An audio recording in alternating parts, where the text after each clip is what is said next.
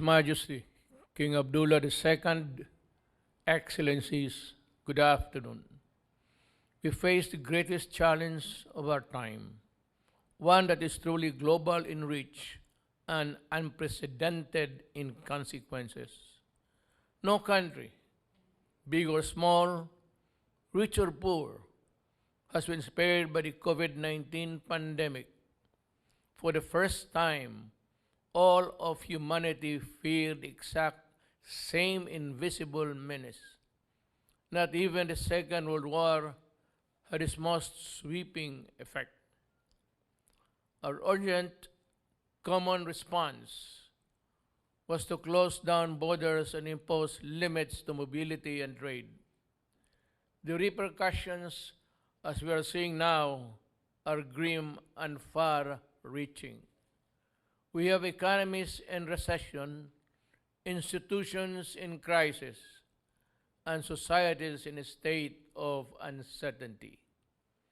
As insecurity rises, the fear of the other and the unknown heightens.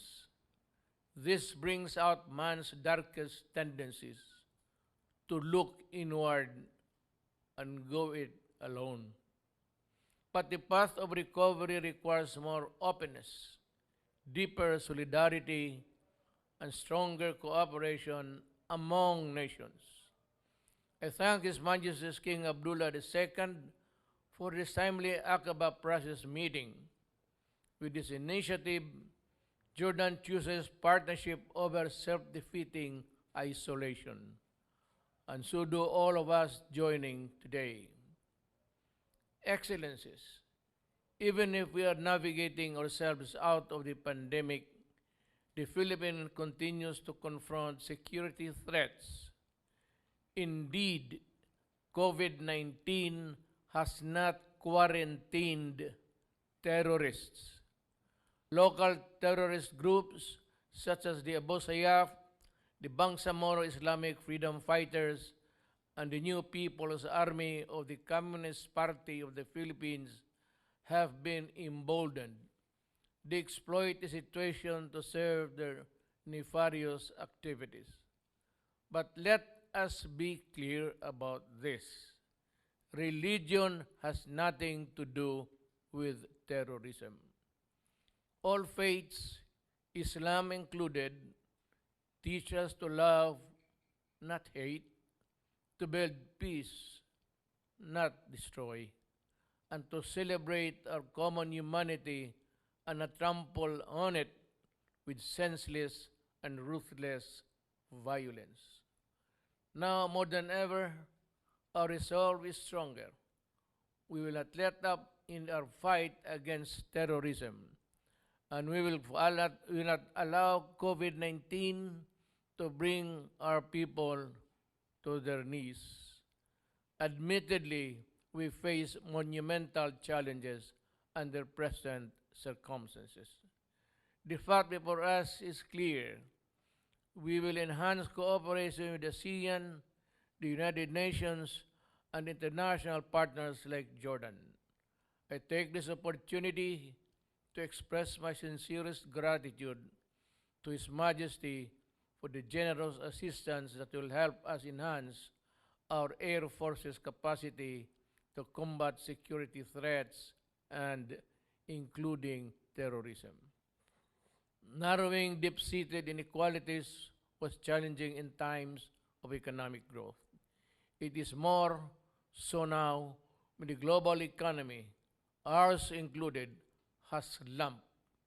Resources are shrinking and the inequities are worsening. Reviving the economy is therefore vital. Economic self-sufficiency may seem a logical response to the supply chain disruption we saw at the start of the pandemic. It may sound rational to those who perceive themselves to be on the losing end of globalization. But economic independence is not the answer. It is a mirage. It seems like a real solution, but it is in fact an impossible proposition. The key to shared prosperity is the free movement of goods, capital, and services, complemented with appropriate social safety nets.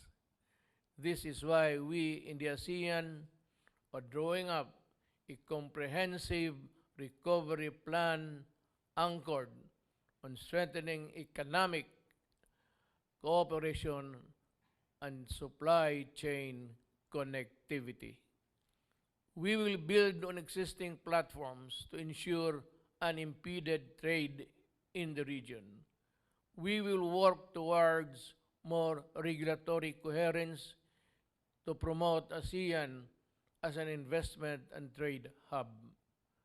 We will expand the digital economy to boost growth and create employment.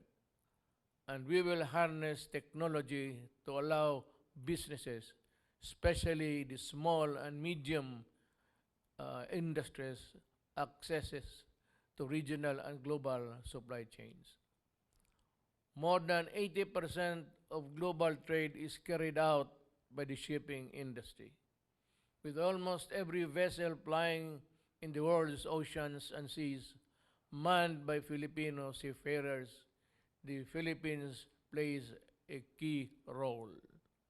My government worked with the International Maritime Organization on the issuance of a Green Lanes Circular, which provides for a safe crude changes during the pandemic. This is our concrete contribution to ensuring that the global trade of raw materials and goods flows uninterrupted. Excellencies, the COVID-19 pandemic compels us to break with the past, including on the old ways that have perpetuated inequalities within and between nations and is simply untenable.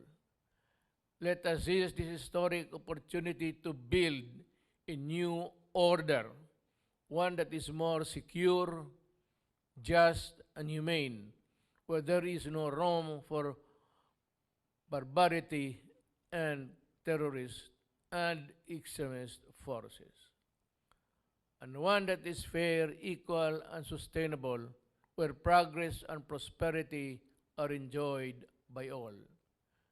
Let us therefore honor those who have fallen to the invisible enemy that is the pandemic and the scourge of terrorism. Let us commit ourselves to enduring partnerships and cooperation, for indeed together we shall prevail. Thank you.